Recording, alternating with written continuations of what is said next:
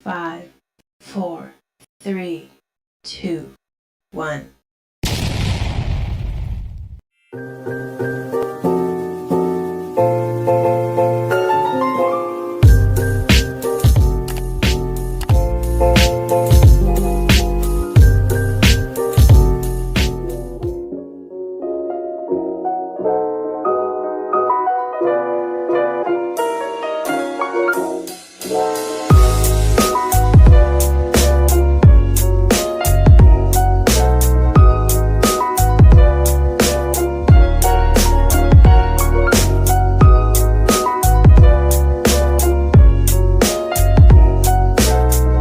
So let's start the career aspirations and future goals. Sure. What do you envision yourself doing in the next 5 years? How do you plan to achieve those goals? So, in giving envision about myself for the next 5 years, so of course, I have to work hard in my studies, and my plan is to achieve all my goals, such as being successful by having a determination for my everyday lives, and as well as doing good in my studies. And I will put in mind that in achieving goals, I have to be more practical, especially that I will be handling money in financial aspects. How has your family or community influenced your career choices? Actually, my career choices, I am from a family who are more into accountancy, financial management. That's why they influence me with that, and they inspires me a lot. That's why I chose financial management. What skills do you think are the most important for your future career?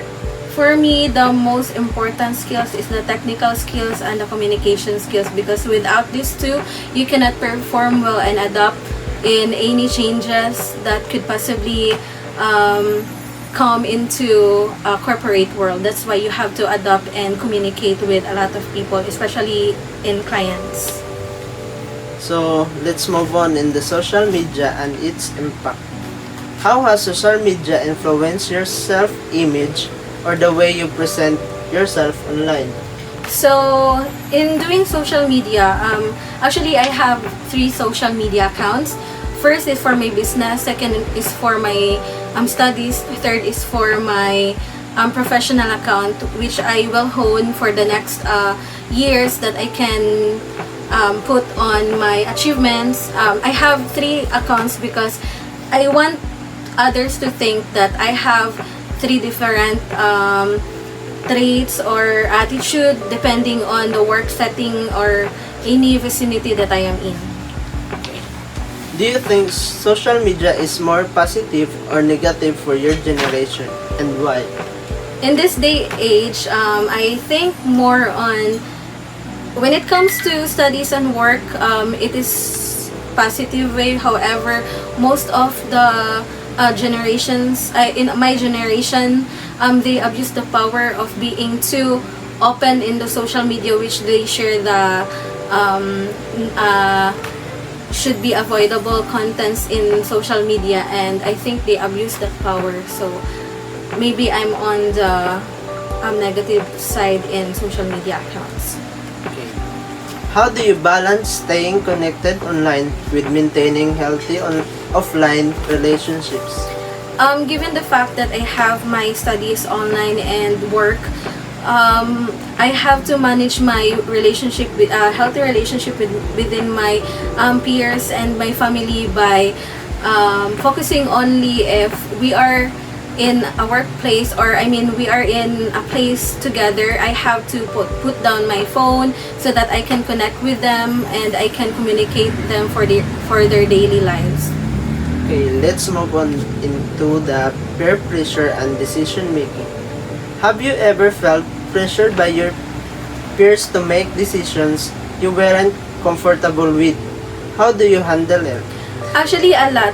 Especially if before I took my college degree, there's a lot of students who are my peers who put so much pressure, like you need to choose engineering, you need to choose this one, this, but I handle it by maintaining and focusing only to my goals, that I want to be a financial individual. So that's why I'm sticking around with it.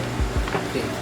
What advice would you give to someone struggling with peer pressure? I know that we have different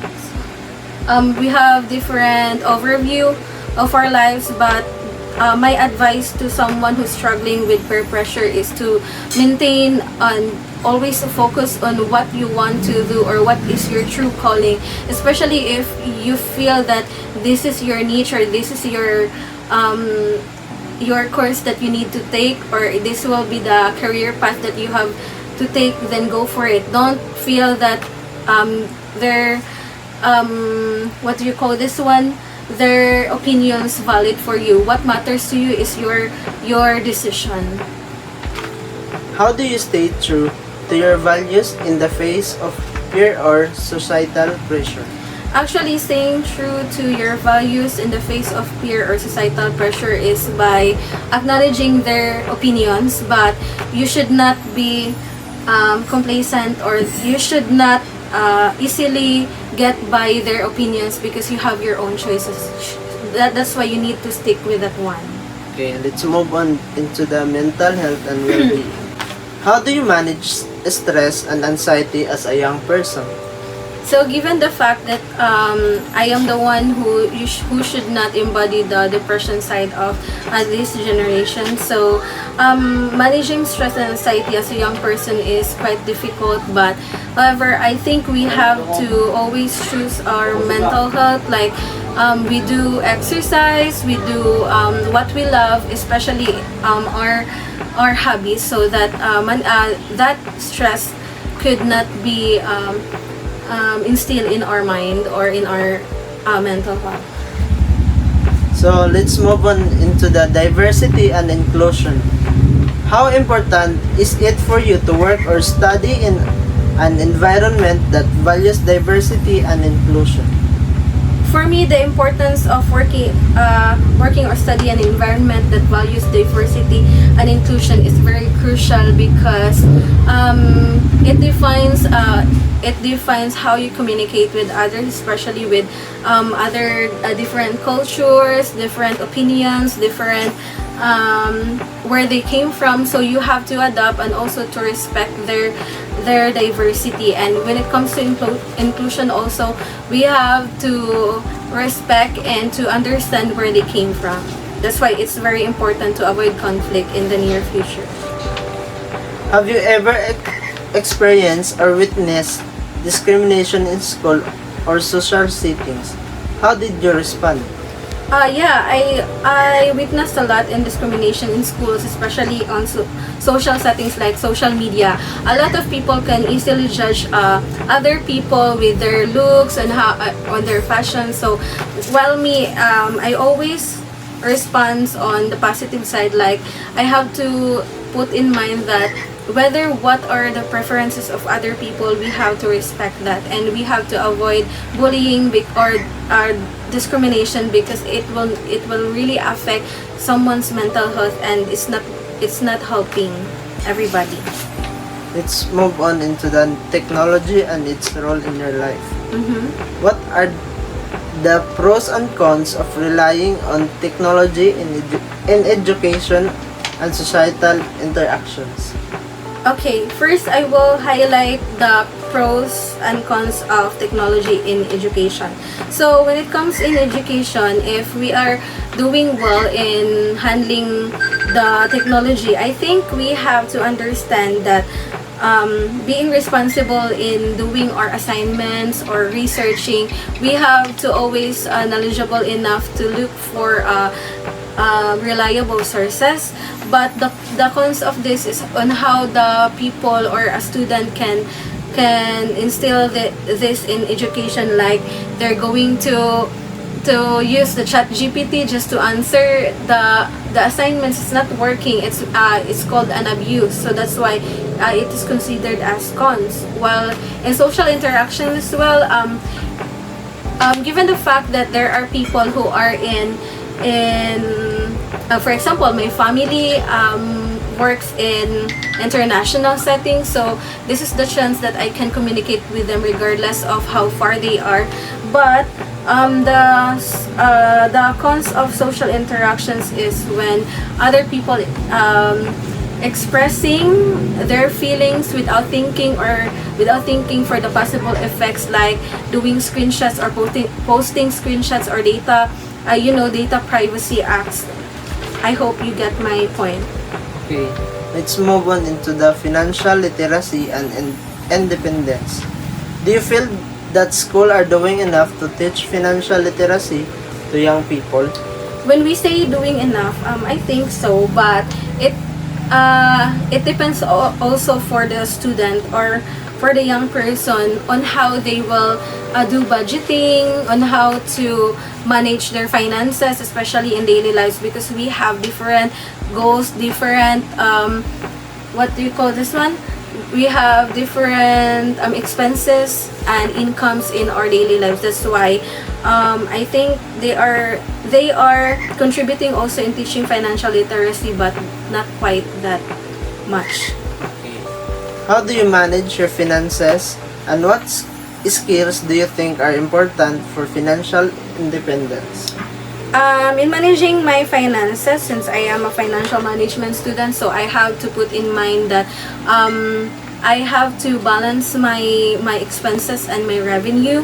I have to put in mind that I should have high revenue and low, what do you call this one, low expenses, because if we have high expenses, it will really result to financial disclosures, or what we call, we have a crisis in financial. That's why financial literacy is very important, especially in handling first the basics in our daily lives.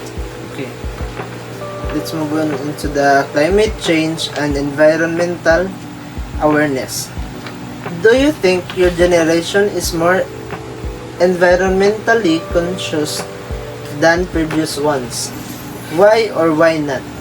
I believe, as what I have seen only basing in social media and doing interactions at our community, the generation is more environmentally conscious right now, especially that I have seen a lot of students or generation that they love doing hiking, nature trips, so they always put in mind that taking care of environment is essential, because it's part of their it is part of their, what you call, doing or coping their stress with work or studies. So that's why I think generation right now is more responsible in handling environmental conscious than the previous ones. Okay, and that's all. And thank you for your time and effort. Hi, my name is Jeremiah Janunima, criminology student in SGIT. Hi Jeremiah, I just wanna ask few questions regarding social and professional issues. That would be fine with you? That's fine. Okay, let's start. One question. What do you envision yourself doing in the next 5 years? And how do you plan to achieve those goals? I see myself for the next 5 years as a law enforcer nga mo-serve na sa atong nasod. Then, akong plan para ma-achieve niya nga goals is mag-spill maayo, ipasar na akong board, and para maka-apply po as a law enforcer. How has your family or community influenced your career choices? Isa pag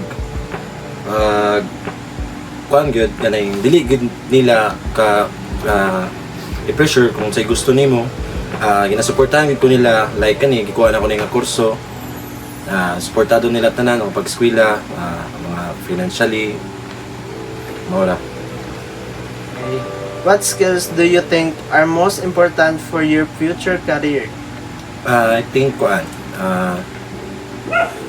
communication skills, patience and resilience, then kuan responsibility, kay dapat responsibility ka sa commitment na imong kwaon dapat. the next question is about mental health and well-being. How do you manage stress and anxiety as a young person? As a young person, I manage stress by eating healthy foods, kanang saktong pagtulog o exercise regularly. Do you think schools and workplaces do enough to address youth mental health? Yes. What improves would you suggest?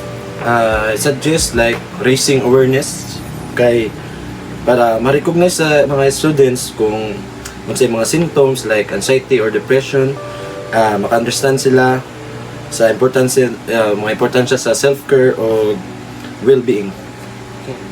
How has the conversation around mental health evolved among your peers in recent years?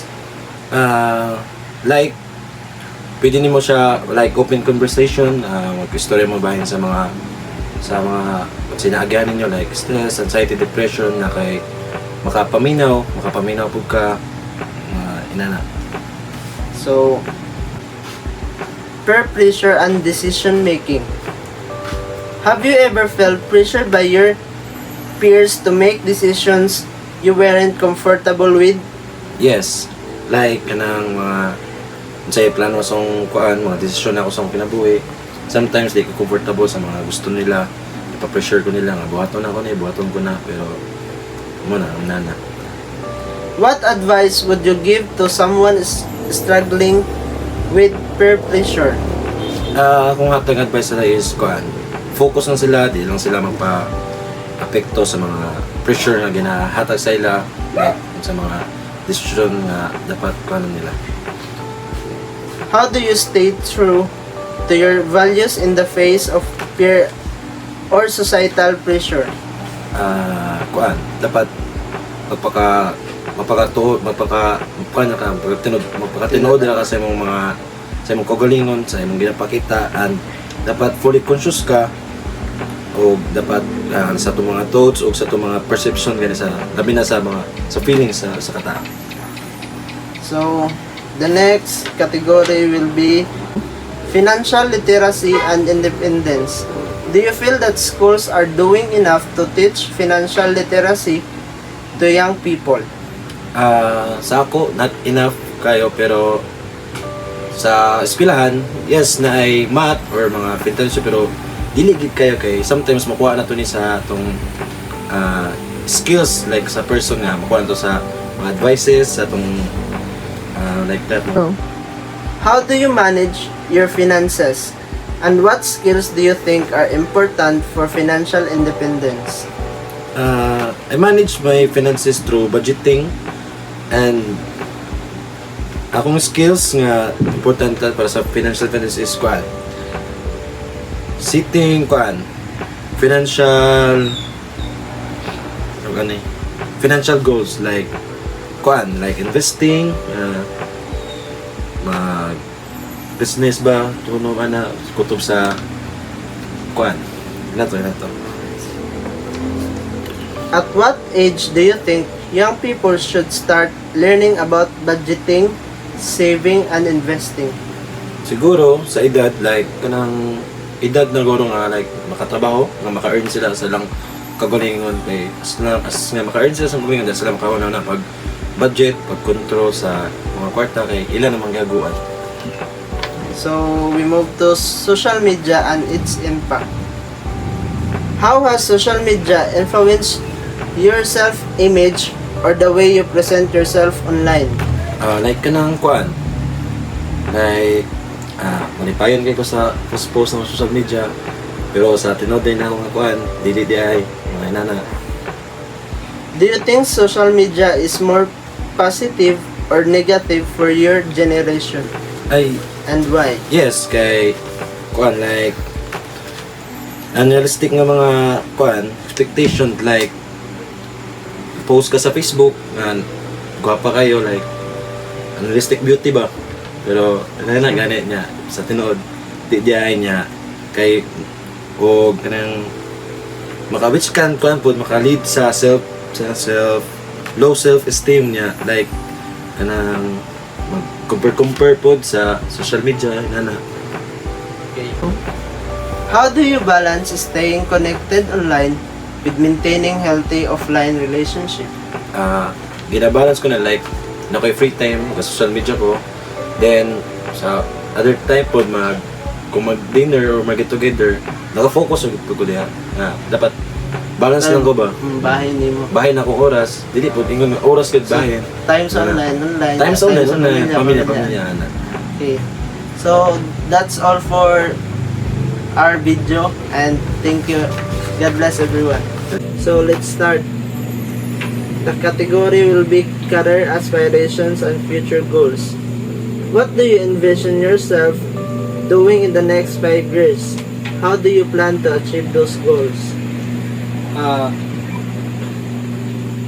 Next 5 years dapat na ako sa barko dito ng trabaho.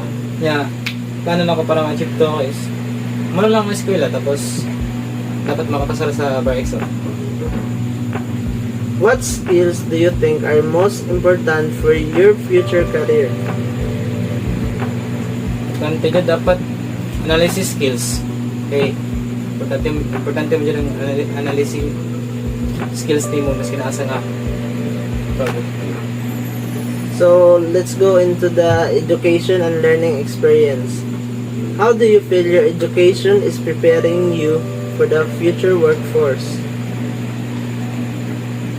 So karon sa mo especially sa mo kay gabi ka pressure karon labi na karon nga time kay exam week.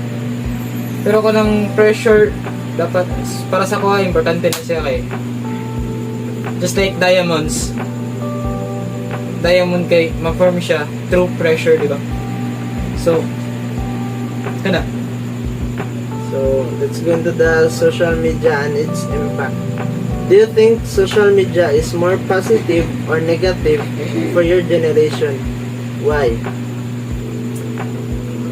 Somehow positive siya pero more on negative siya kay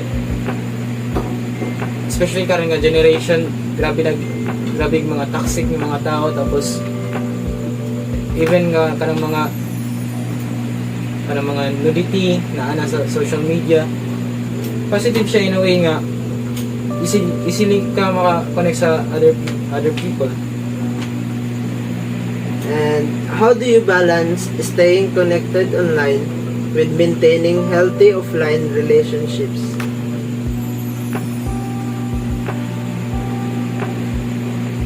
Okay. For me, naga-set lang ko time nga nanilang ko tamang nga oras or pila ako ka minutes nga mag-online lang ko. Tapos more on ganang ka na. Pamilya na. Oh.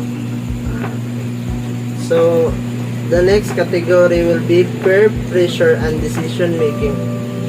Have you ever felt pressured by your peers to make decisions you weren't comfortable with?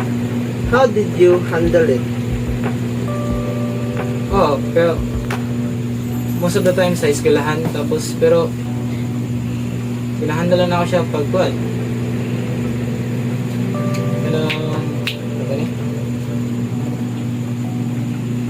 Pag dili kailangan akong mga decision or di ko kailangan mo voice out, nagahilam na ako. What advice would you give to someone struggling with the peer pressure? If ever nga mumid ka, dili na kailangan dyan nga mo voice out pa ka or kailangan pa ka magbuhat ng mga decision. Ayaw na. How do you stay true to your values in the face of fear of societal pressure?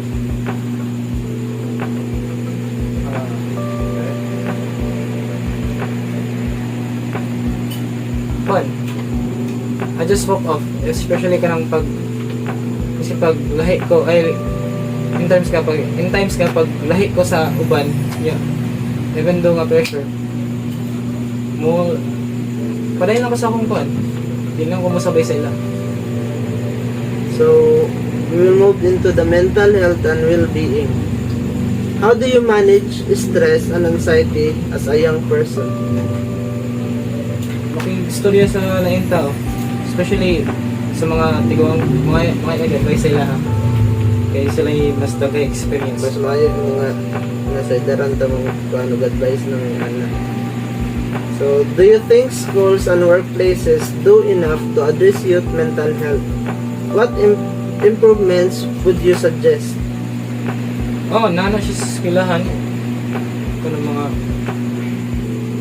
issues sa mga mental health niya, ginapanto nila.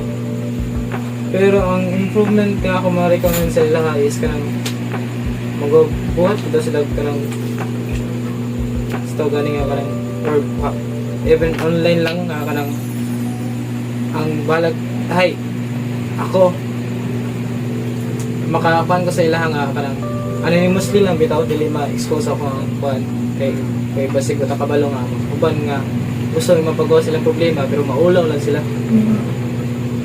So, the next will be the youth and activism. Do you feel that young people have enough influence in driving social change? Why or why not? Sobra ang influensya karon sa kuan sa youth karon. Kay labi na sa social media. Di ba? Kita ba nimo karon? So, how do you participate in activism or advocacy, whether in person or online? Activism. In online, nag-share lang kog mga thoughts na ko kung kuan sa ba akong gusto sa pero in person dili kay ko kuan di kay mag-apil kay nakabalo sa mga tao kay layo ko kuan especially karon nga dagay cancel culture bitaw. So, the next will be technology and its role in your life. How do you feel technology has shaped your learning and social experience as a young person? Karon mas gipadali karon ang pagkuan tungod sa technology tungod anang kuan artificial intelligence bitaw ang AI, Gemini, tapos na by ChatGPT. So pag kuan nga mas ginagamit sa mga IT. even coding makuha yan nila.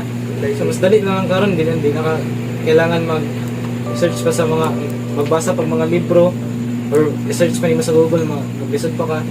Karon dali na lang kayo kay igo na lang yung message. Prompt lang nila. What are the pros and cons of relying on technology in education and social interaction? So pros sa tugayin na kay kuan. Ipadali nila yung kuan gusto ko maka sa isa kabutang dali na yung research. Ang cons lang niya is too much na lang ka mag-rely hangtod sa wala na kayong learning kay nagagad na lang kag ChatGPT. Nagasalig naman ko sa mga AI. Well, ang kuan na ang bali ang outcome na is wala na kay may bawaan is kanisa nga na. Pag-abot sa real life situation wala na. Pag-agad na naman ka sa ChatGPT no. So, do you think today's youth are overly dependent on technology? How can we strike a balance? Overly dependent sa karon ngayon kaingon ko dili pod kay namo magyapon ni mga exam namatay mga quizzes so kailangan gyapon nato study. Then, the next will be the financial literacy and independence. Do you feel that schools are doing enough to teach financial literacy to young people? Nga. Then, how do you manage your finances and what skills do you think are important for financial independence? Nag-set lang kag kuan. Dapat mag-set kag kuan financial goals nimo. Dapat nakagasto jud ka ring every income nimo dapat nakagahin. Tapos unahan jud imong mga kailangan kaysa ang mga gusto jud mo.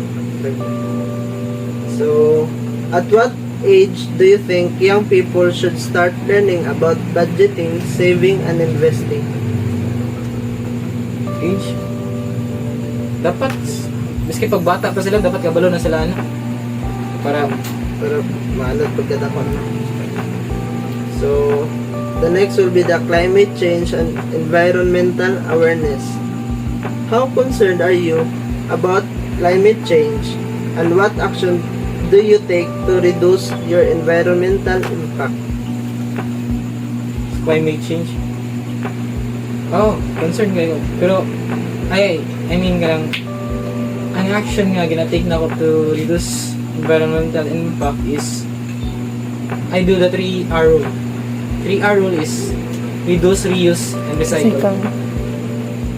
So, do you think your generation is more environmentally conscious than previous ones? Why or why not? Karong nga generation, somehow kay nanom tayo mga bagong mga technology nga makakuan labi na itong mga Tesla truck hindi na magagamit ito ng mga fuel bitaw. So, that will be the answer of my interviewee, and thank you for your time, Russell. Have a good day. Thank you. Good day, my name is Clyde Nathan Bakyal. For today, I will interviewing random student from HCCB. I have here one and her name is Clim Aringe. Hi Clim, I just wanna ask few questions regarding social and professional issue. That will be fine with you? Yes. Here the few questions. First is, how has your family or community influenced your career choices? So my family influenced my career choices by sharing their values and experiences, which helped me decide what I pursue. Thank you. What skill do you think are most important for your future career? So the important skills are communication and problem solving and basic technology skills. How do you feel your education is preparing you for the future workforce? So by teaching me useful skills and knowledge and how to solve problems. What change would you like to see in the school system to better prepare youth for real-world challenges? To focus more on practical skills. Do you think social media is more positive or negative for your generation, and why? So, positive kay makakonect man ta sa lain tao o kaning makakaputag mga ideas. Negative kay tungod sa mga cyberbullying o mga misinformation po. How do you balance staying connected online with maintaining healthy offline relationships? By setting limits on screen time. Have you ever felt pressure by your peer to make decisions you weren't comfortable with? How did you handle it? By staying true to myself and being polite to others. What advice would you give to someone struggling with peer pressure? Just stay true to themselves and values, and also surround themselves with supportive friends. How do you manage stress and anxiety as a young person? By taking breaks and kan mga wag lakaw-lakaw, ikaw lang isa. How has the conversation around mental health evolved among your peers in recent years? Again? How has the conversation around mental health evolved among your peers in recent years? Become more open and supportive to each other and encouraging each other also. Nice answer. Do you feel that young people have enough influence in driving social change? Why or why? Driving social change because social media and their passion, but they still need more support and opportunities to make bigger impact to the world.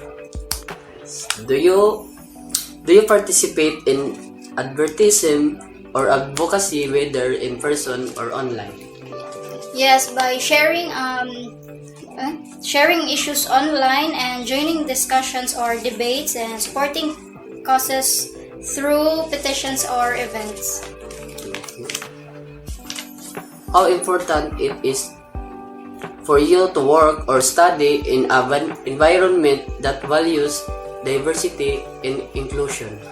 Have you ever experienced or witnessed discrimination in school or social settings? How did you respond?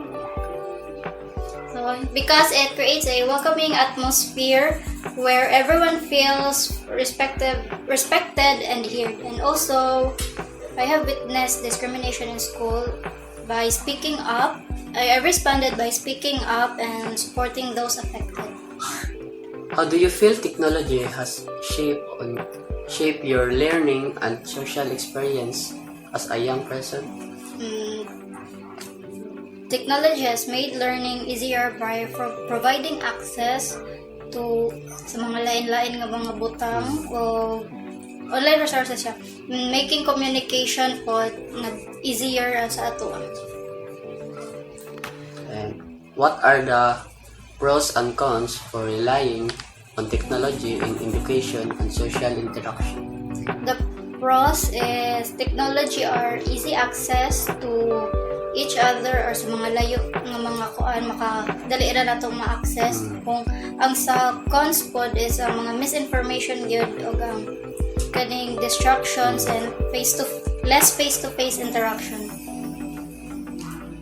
How do you manage your finance and what skill do you think are important for financial independence? By budgeting, saving, and keeping track of my expenses. At what age do you think young people will start learning about budgeting, saving, and investing?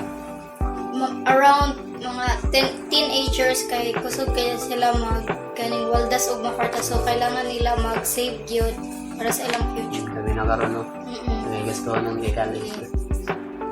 Do you think your generation is more environmentally conscious than previous ones? Why or why? Because we have sa karon nga generation mas dagan og access ang mga tao kaysa before wala jud sila alam sa mga nahitabo sa mga environment. So karon mas kabalo na sila ug unsay angay buhaton. What role do you think youth should play in addressing global environmental issues? By raising awareness. Thank you for allowing the interview and for answering the question. Good day, my name is Clyde Bakyal. For today's content, I will interviewing random student from FSUU. Her name is Chelsea Balyar. Hi Chelsea, I just wanna ask few questions regarding social and professional issues that will be fine with you. Yes, of course. So first question is, what do you envision yourself doing in the next 5 years? How do you plan to achieve those goals? Well, I want to keep improving at helping people by learning new skills and staying updated with knowledge. Thank you. What skills do you think are most important for future career? I think the most important skills for my future career are good communication, adaptability, and learning new things quickly. These skills will help me understand. How do you feel your education is preparing you for the future workforce? Education is helping me by teaching useful knowledge, developing my skills, and also showing me how to work with others. What change would you like to see in the school system to better prepare you for real-world challenges? I would like to see the schools focus more on teaching real-world skills like problem solving, teamwork, financial literacy, and using technology. How has social media influenced your self-image or the way you present yourself online? It influences me to present myself in a positive way to fit in and connect with others. How do you balance staying connected online with maintaining healthy offline relationships? Well, I balance staying connected online by setting limits on screen time and spending quality time with friends and family offline. What advice would you give to someone struggling with peer pressure? I would advise them to stay true to themselves and Also choose friends who respect their choices. How do you manage stress and anxiety as a young person? Remind yourself of what truly matters. Also set clear personal boundaries and surround yourself with positive people. How do you stay true values in the face fear of social pressure? Take regular breaks and stay organized and talk to someone you trust. How has the conversation around mental health evolved among peers recent years? The conversation around mental health among my peers has become more open and accepting, with more people like talking about their struggles.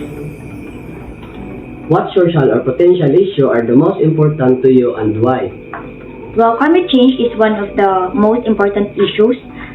Also, because it affects the future of our planet and the well-being of our generation to come.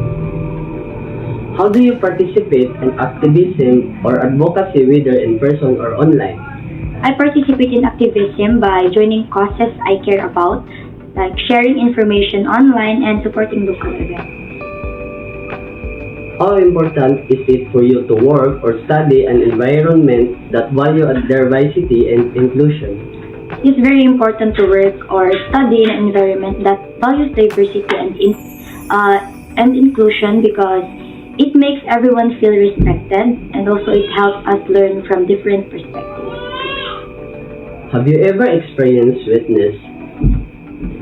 discrimination in school social settings? How did you respond?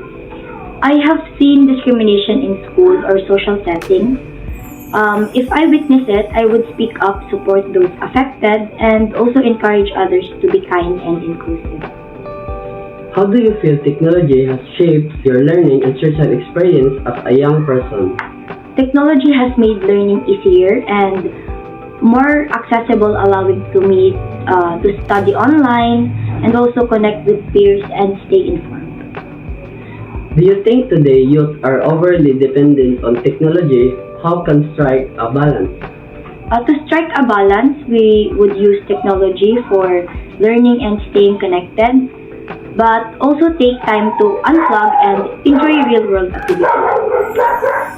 How do you manage your finance, and what skills do you think are important for your financial independence? I manage finances by budgeting, saving, and also being mindful of my spending. At what age do you think young people will start learning about budgeting, saving, and investing? I think young people should start learning about budgeting, saving, and investing as early as possible, ideally in their teens. Do you think your generation is more environmentally conscious than previous ones? Why or why not? My generation is more environmentally conscious because we have more access to information about climate change and sustainability. What role do you think youth should play in addressing global environmental issues? Addressing global environmental issues by raising awareness, advocating for change, and adopting sustainable practices in their daily lives. So that's all. Thank you, Chelsea Ibalar. Thank you. Good day, I'm Clyde Nathan Bakyal, and for today, I'm going to answer some questions regarding social and professional issues. So the first question is, what do you envision yourself doing in next 5 years? How do you plan to achieve those goals? So I want to keep getting better and helping people by learning new skills and stay updated. What skills do you think are the most important for your future career? So the most important skills for my future are good communication, adaptability, and quick learning and new things. How do you feel your education preparing you for the future workforce? So, education helped me by teaching useful knowledge, improving my skills, and showing me how to work with others. What changes would you like to see in the school school system to better prepare youth for real world challenges. So I would like school to teach more real world skills like problem solving, teamwork, money management, and using technology. How has social media influenced your self-image or the way you present yourself online? So it encouraged me to present myself positively, to fit and connect with others. How do you balance staying connected online with maintaining healthy offline relationships? I balance staying online by limiting screen time and spending quality time with friends and family offline. Have you ever felt pressure by your fears to make decisions you weren't comfortable with? How did you handle it? So I would tell them to be themselves and choose friends who respect their choices.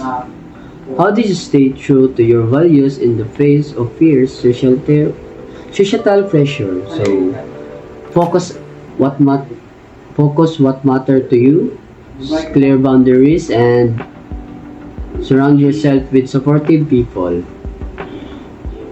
So how do you manage stress and anxiety as a young person? Take regular breaks and stay organized and talk someone you trust.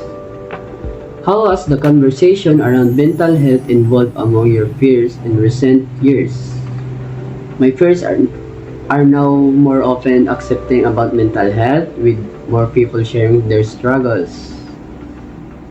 What social or political issues are the most important to you and why? And climate change is more important to me because impact the future our planet and the well-being of future generation. How do you participate activism or advocacy, whether in a person or online? Get involved activism by supporting causes I care about, sharing information online, and attending local events.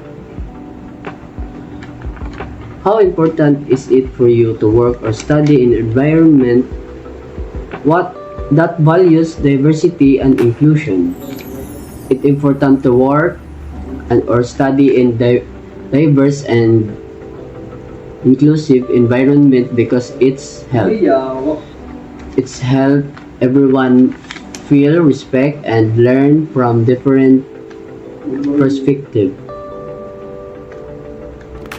Have you ever experienced or witnessed discrimination in school or social settings? How did you respond? I sense discrimination in school or social settings. If it happened, I would like speak up, support those affected, and encourage kindness and inclusion. How do you feel technology has shaped your learning and social experience as a young person? Technology has simplified and expanded access to learning, enabling me to study online, collaborate with peers, and stay updated. Do you think today youth are overly dependent on technology? How we can strike a balance? To maintain balance, we should leverage technology for learning and stay connected while also making time to unplug and engage in a real world activities.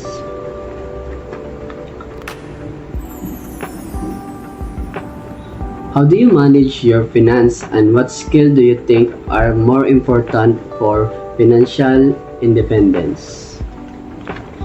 I handle my finance by creating budget, savings, and constantly and being intentional with my spending. At what age do you think young people should start learning about budgeting, saving, and investing? So, I believe young people should begin learning about budgeting, saving, and investing early, ideally during their teenage years.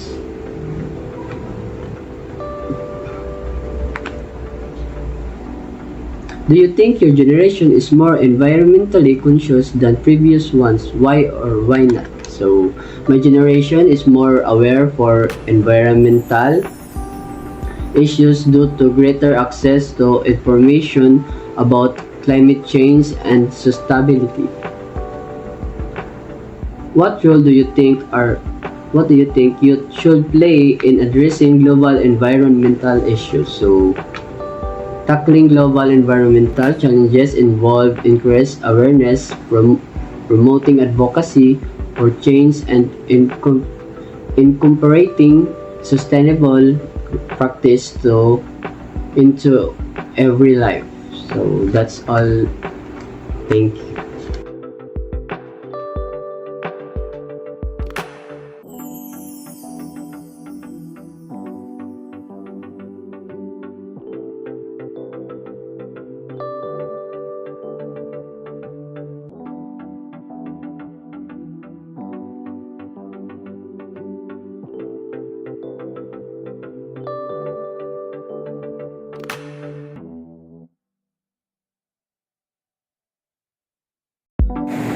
Um, Good afternoon, everyone.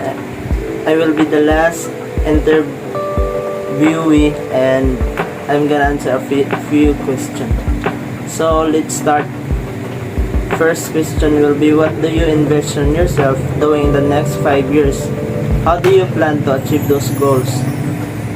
To become a businessman, to achieve those goals, we need to hard work and always pray and ask for guidance to our Father Almighty. And the second, how has your family or community influenced your career choices? By guiding and trust from my family. And what skills do you think are the most important for your future career? So the skills is communication skills, because by having a conversation to all clients. So the next is, how do you feel your education is preparing you for the future workforce? And for me is yes, but sometimes it is not, because everyone have their own choices. So the next, have you ever felt that school did not address important life skills like financial literacy or emotional intelligence? No, because the schools have a seminar and it has a subject connected on it. So the next will be, how has social media influenced your self-image or the way you present yourself online? For me, in personal, I am hard work person, and to social media or internet, I am a joker. So do you think social media is more positive or negative for your generation, and why? And for this question, the social media have a positive because they have a news regarding on what happened into our country to another country, and the negative is more teenagers are addict on it in social media. And how do you balance staying connected online and maintaining healthy offline relationships?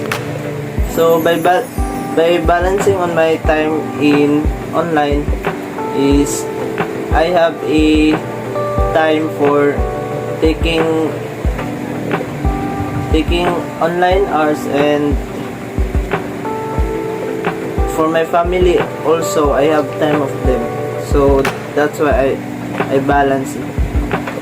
So have you ever felt pressured by your peers to make decisions you weren't comfortable with? How did you handle it? Yes, but I can handle by finding a way to make my decisions right? And what advice would you give to someone struggling with the peer pressure? And just take some time and just pray. So, how do you manage stress and anxiety as a young person? By watching movies and playing basketball. Then, do you think schools and workplace do enough to address youth mental health? What improvements would you suggest? Just like in our school, and they conduct a mental health awareness, and by improving that I can suggest is try to research to make a knowledge. So the next is, how do you feel technology has shaped your learning and social experience as a young person? For me, I feel technology is more using for AI now. And then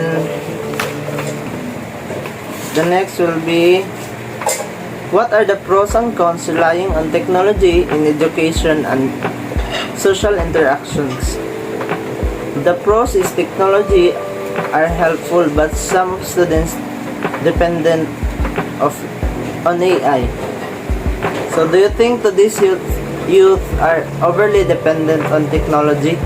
How can we strike a balance? Yes, some of students dependent in technology, but others like trusting AI is by others like not trusting AI is they study hard. And for my answer of how can we strike a balance, so don't access internet every day. Then about sa financial literacy and independence, do you feel that schools are doing enough to teach financial literacy to young people? Yes, especially in business ad students. So, how do you manage your finances? What skills do you think are important of financial independence? To manage my finances is by budgeting skills. At what age do you think young people should start learning about budgeting, saving, and investing? For me is 15 years old above. How concerned are you about climate change, and what actions do you take to reduce your environmental impact? So 100%, because we need to reduce cutting trees and for vehicles by air pollution. Do you think your generation is more environmentally conscious than previous one? Why or why not? For now generation, the people are busy on the social media or internet, and the previous generation is more on healthy living, planting trees, and that's all.